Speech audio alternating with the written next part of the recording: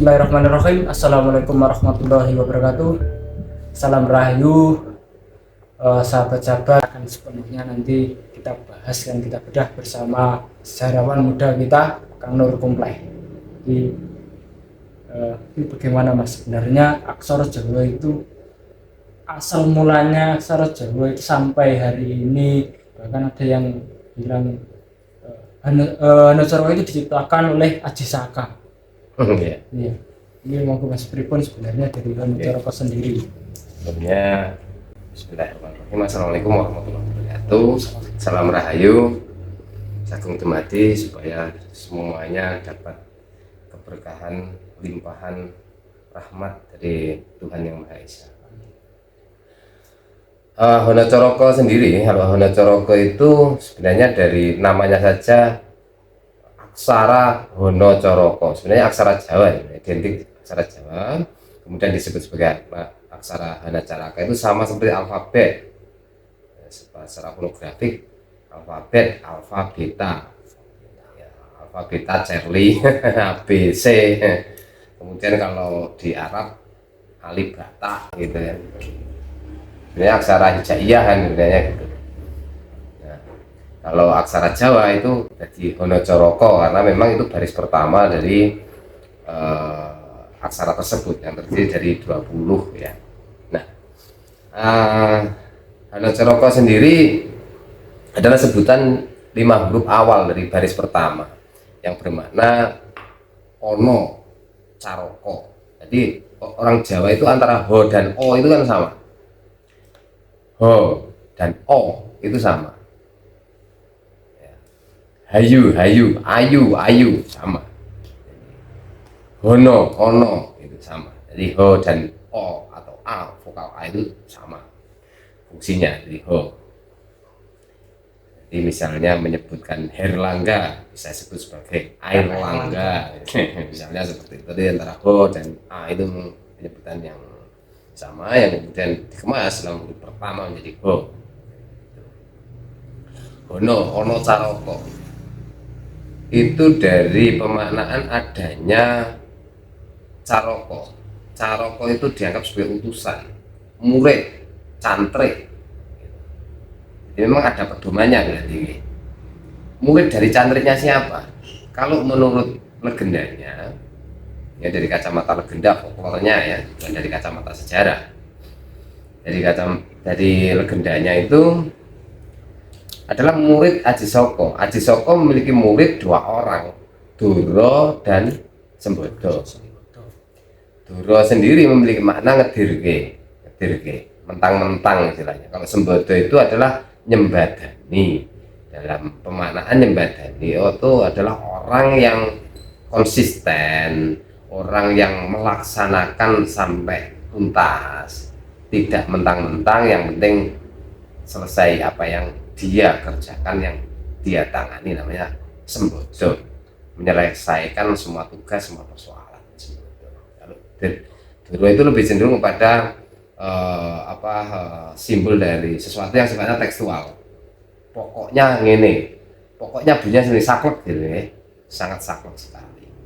Tapi sembodo ini jauh lebih luas, bagaimanapun caranya yang penting goalsnya gitu. Sembodo itu lebih fokus pada goals gitu. Pokoknya bicarane entah bagaimana caranya supaya itu bisa terlaksana, tercapai, itu sembodo namanya. Itu ya perbedaannya dari 2 murid itu.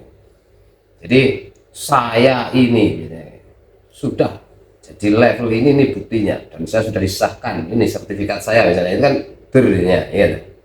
Akan tetapi sembodo tanpa der, tanpa suatu sembodo tanpa duro, ya tidak bisa diandalkan.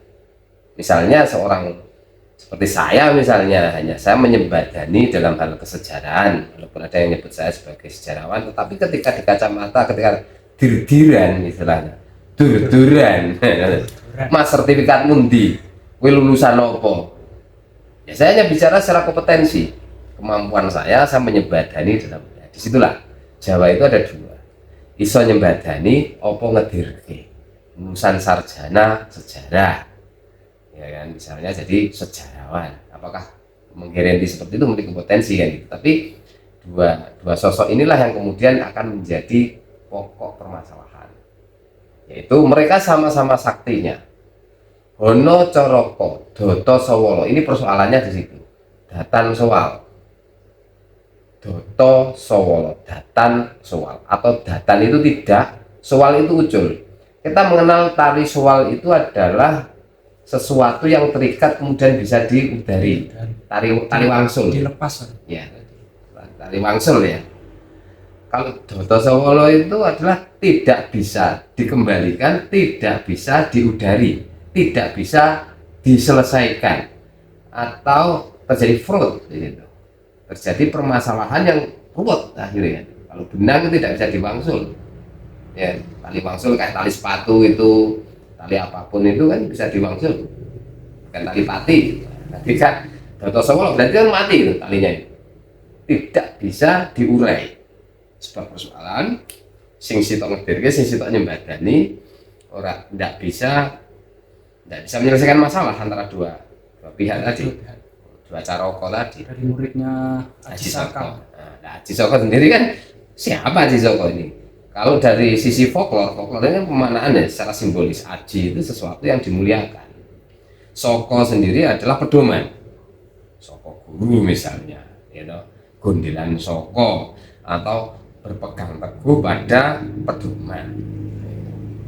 Nah, jadi ada yang pedoman itu bisa digunakan secara tekstual dari pedoman itu, atau secara amalia atau secara perilaku dilakukan secara disembadani ya, begitu.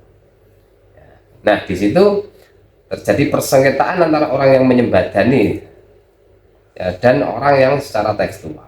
Kemudian podo joyonyo, ketika Doto Sowolo tadi podo joyonyo, garis ketiga podo joyonyo, podo artinya sama, joyonyo jayanya, podo sektine, podo joyonya. Jadi artinya yang satu punya bukti otentik gitu, secara tekstual gitu. Yang satu memiliki bukti secara kompetensi, punya sama-sama kesaktian karena pedomannya ilmunya sama gitu. Ilmunya sama, jurusnya sama, mantranya sama, kesaktiannya sama. Nah, ini kalau sudah bentrok ya sama saktinya. Tapi apa yang kemudian terjadi? Masuk ke baris keempat, mogo botong dadi batang mugi batangi. Nah, ini adalah peringatan. Jadi Hono Coroko ini berbahaya sebenarnya. Kalau kamu punya pedoman dan kamu hanya penafsir saja, coroko saja, ngedirke, yang satu nyembadani, tidak bisa diurai permasalahan itu, gitu. Sama-sama pemilih pedoman sama, sitok oleh genduren, sitok ora oleh perintah genduren, gitu. Sitok ora dilarang. Nah, ini jadi ruwet akhirnya. Jadi masalah. Nah, ini wayat ini dikeluarkan semua. Nah, ini jadi akhirnya kan jadi hal yang tidak berguna, jadi batang semua. Nah, Jawa itu seperti itu. Berarti orang Jawa tidak melaksanakan peringatan yang ada. Peringatan ya, bukan amalan kalau dia. Hono Coroko itu peringatan yang dalam teks Hono Coroko itu. Oke. Nah, seperti itu kurang lebih dari sisi sejarah, terus isi dari Hono Coroko sendiri. Jadi Hono Coroko yang disampaikan Mas Kang Nur ini sahabat saya sangat menarik. Jadi ini maaf Mas, menurut jadi yang disampaikan tadi Mas Nur bahwasanya menurut saya, apakah yang disampaikan tadi juga merupakan bahwa Aji Saka dan kedua muridnya itu adalah sebuah metode untuk memperkenalkan Hono Coroko kepada masyarakat wilayah, ataukah memang Hono Coroko itu di belakang dari Hono Coroko itu ada sebuah pesan-pesan orang terdahulu leluhur kita untuk menyampaikan sesuatu yang mungkin bila ditelisik dari yang disampaikan tadi Mas Nur, terus yang terjadi hari ini, polemik negara hari ini yang semeraut yang seperti ini, apakah itu ada hubungannya dari peringatan Hono Coroko bahwa orang itu jangan sampai setiap persoalan itu tidak bisa terurai. Akibatnya adalah kematian sesama saudara, karena saudara perguruan antara dulu dan semuanya. Di podo-podo wong Jawane, podo-podo wong Indonesiane, sama-sama kita tuh bangsa Indonesia, ya toh. Kita punya platform Undang-Undang Dasar 45 dan kita punya ideologi Pancasila, kan sama-sama, semuanya sama, apapun kepercayaannya, agamanya, latar belakangnya, semua sama, suku, ras, semuanya sama. Nah ini kalau tercerai-berai, saling merasa benar, ini akan menjadi masalah. Negara kita bisa hancur di sini, menjadi badang semua, jadi bangkai, kan begitu. Tapi disitulah kita butuh sebuah persatuan, ya. Sebuah persatuan, segala sesuatu itu harus bisa terurai, ya, manakala ada permasalahan.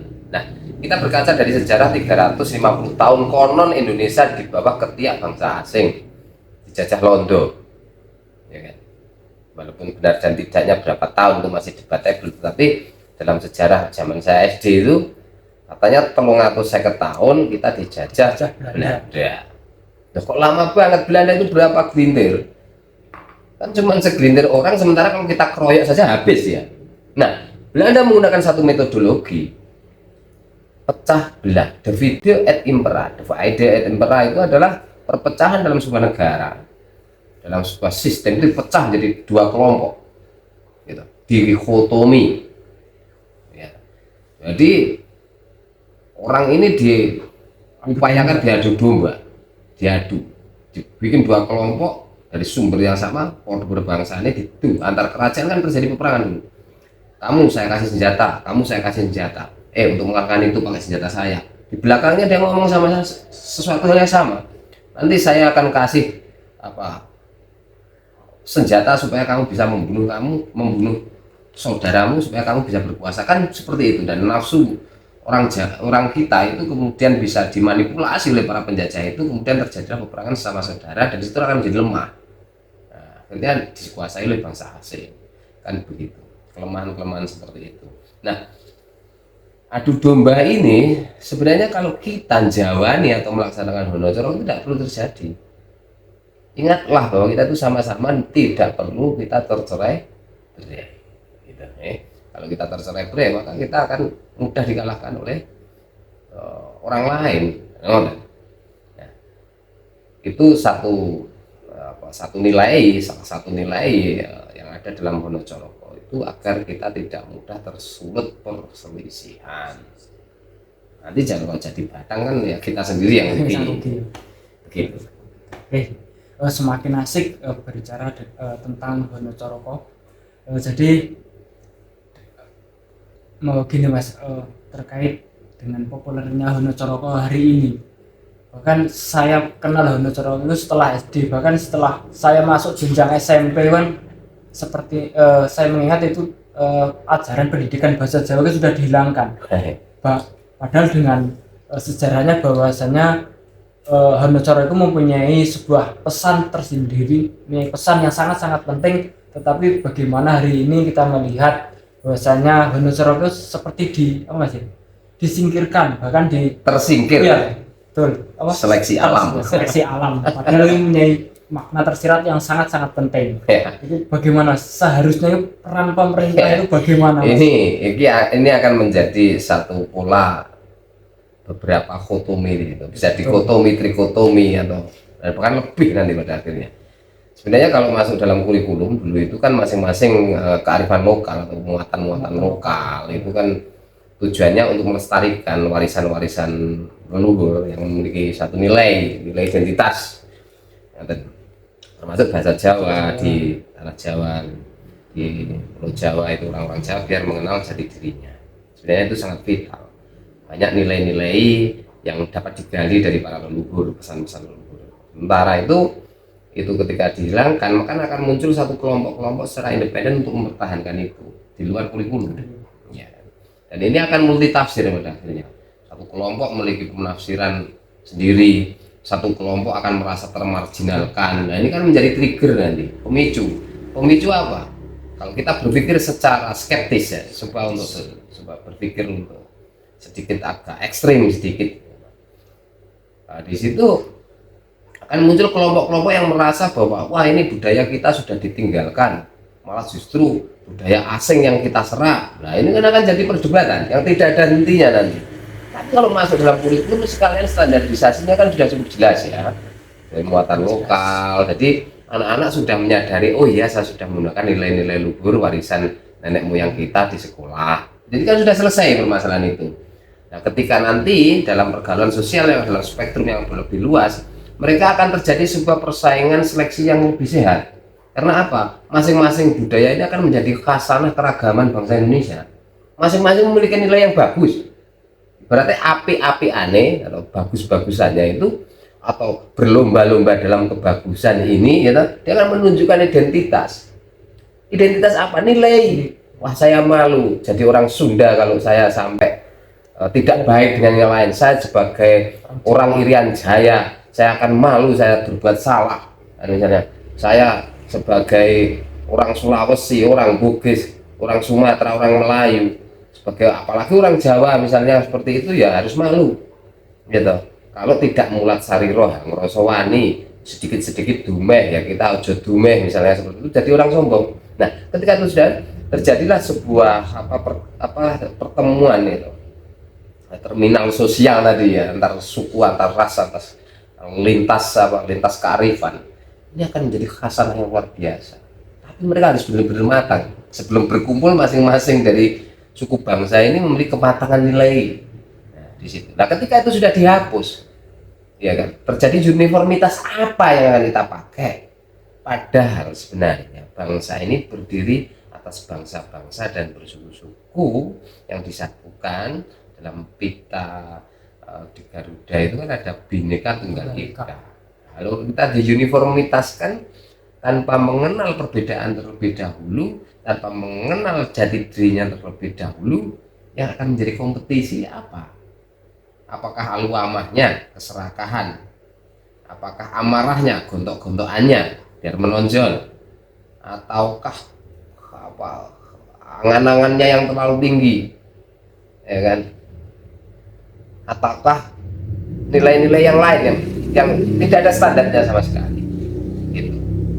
Dan ini akan kelanjutan. Belum lagi ada kelompok-kelompok yang berusaha untuk mempertahankan nilai-nilai kearifan lokal masing-masing dan merasa tercidrai di situ, merasa tergeser, terseleksi alam, karena negara tidak mampu memoderasi itu. Mereka menjadi satu kelompok budaya, mengatasnamakan budaya yang merasa termarginalkan. Dia akan menuntut suatu ketika, atau kalau tidak bisa menuntut, dia akan melawan terhadap sesuatu yang baru, terhadap perubahan-perubahan sosial yang memang secara alamiah itu memang terjadi. Perubahan sosial itu mereka merasa terhimpit dan merasa termarginal, akan menuntut di situ, dan ini akan menjadi perdebatan tidak akan pernah berhenti. Semakin asik. Oke Mas, jadi terlepas dari yang disampaikan Mas Nur tadi terkait dengan pesan-pesan yang sangat penting terkait dengan Hanacaraka. Jadi saya Mas Almo, ada yang apa ya, menurut saya ada yang asik ketika gini, dulu ini nenek saya Mas ya, kan kalau di kampung Mas ya, itu kan apa di mana orang pintar Mas, dukun ya Mas ya, dia ada dukun. Jadi ada sebuah dulu di kampung saya Mas ya, itu ada selembaran kain warna hitam, biasanya ada seperti apa simbol Majapahit itu apa namanya? Oh, Raja Kalacakra. Dia kan menggunakan Hanacaraka ya. Nah, sebenarnya bagaimana ketika Hanacaraka itu sebenarnya adalah sebuah teks untuk berkomunikasi, menyampaikan pesan dan sebagainya. Kasus seperti kakek saya dibuat apa Mas ya, sebuah jimat, itu bagaimana Mas prosesnya dari sebuah metode pembelajaran sebuah pesan atau komunikasi dari Hanacaraka akhirnya digunakan sebagai jimat. Oke. Baik, sebenarnya itu sebelum masuk ke situ kan berarti kan pemaknaan dari masing-masing huruf dulu. Sebelum jadi mantra itu. Jadi para penghayat Hanacaraka ini, kalau saya sebut sebagai penghayat karena berusaha untuk menggali pengupasan lebih dalam. Mereka itu para ahli, teman-teman itu banyak sekali yang masuk dalam kajian-kajian Hanacaraka itu. Jadi pemaknaan dari Hanacaraka itu dipahami huruf per huruf, kemudian ketika huruf itu dirangkaikan itu akan memunculkan satu makna tersendiri. Misalnya Yomo Rojo, misalnya dibalik menjadi Joromoyo misalnya seperti itu. Nah di situ adalah caroko balik versi Raja Kalacakra. Nah, terdiri dari 8 mata penjuru mata angin kan itu ya.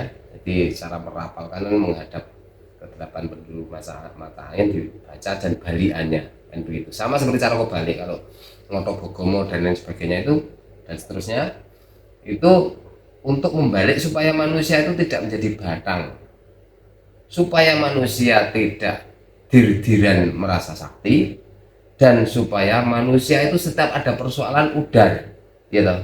Jadi mencapai tidak adanya perselisihan, mengurai perselisihan gitu.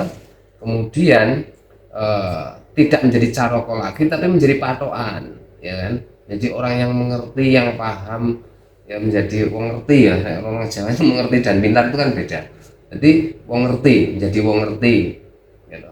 Kemudian menjadi orang yang tidak ngerti orang yang bisa menguraikan permasalahan gitu. Kemudian menjadi orang yang tidak ngedirki kejayaannya gitu.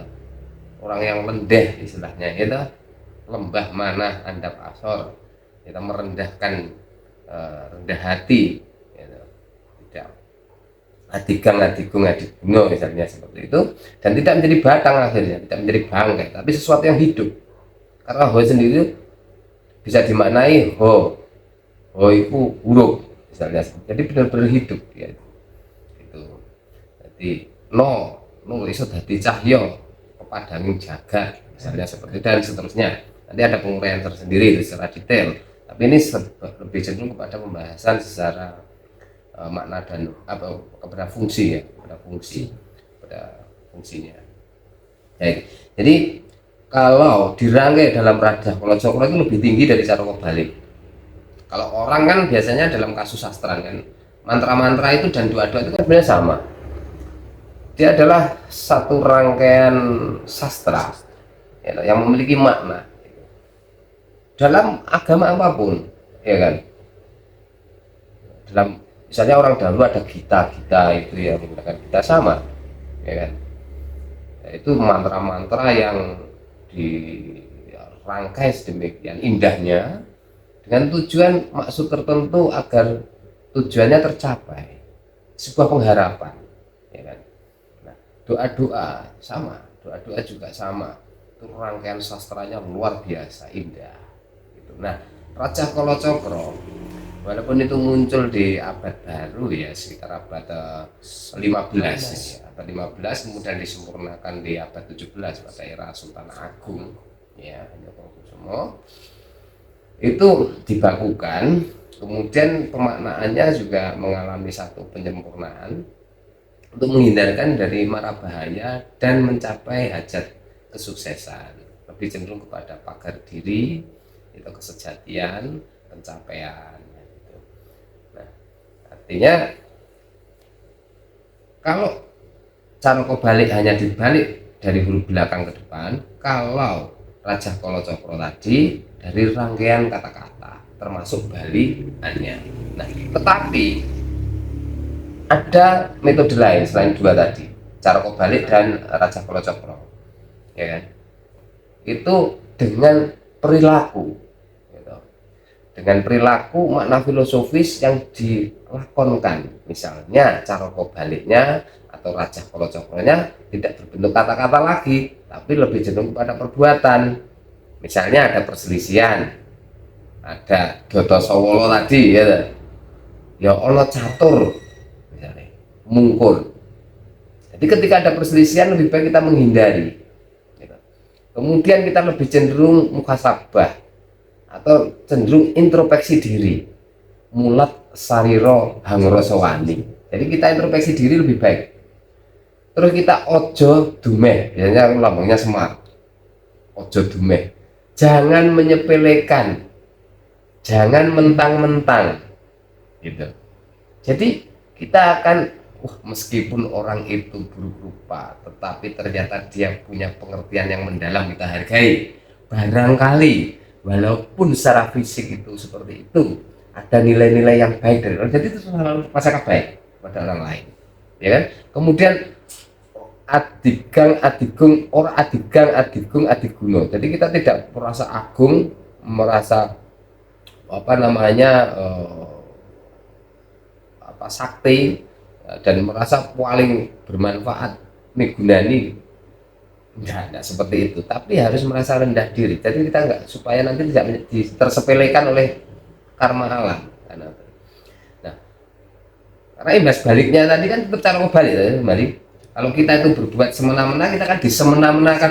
Nah, itu kan sebagai reaksi dari aksi kita kan gitu. Jadi kita beraksi secara kalem, secara jawani, ya kan. Ada lagi misalnya memayu hayuning bawono. Bawono sendiri sudah ayu. Bawono sendiri, dunia ini sudah indah, diciptakan sedemikian rupa, sedemikian kompleks ya. Tetapi sebagai manusia, ya pelaku bumi atau Jawata ngejawantah ing arcapada atau khalifah di atas bumi misalnya, ya harus bisa memayu hayuning bawono, lebih tidak seperti kewan saja, ya yang hanya pasrah pada suatu keadaan alam, tapi kita turut serta untuk menciptakan alam ini jauh lebih baik lagi, lebih lestari, lebih bermanfaat, lebih indah kepada semua makhluk. Memayu hayuning bawono, spektrumnya kita perluas lagi gitu. Kalau perlu ya memayu hayuning jagat misalnya kayak gitu. Itu terlalu berlebihan ya, bawono saja ya, di dunia saja gitu. Ada lagi Suradira jaya ningrat lebur dening pangastuti. Dalam perilaku kita Suradira serba ngedir iki mentang-mentang.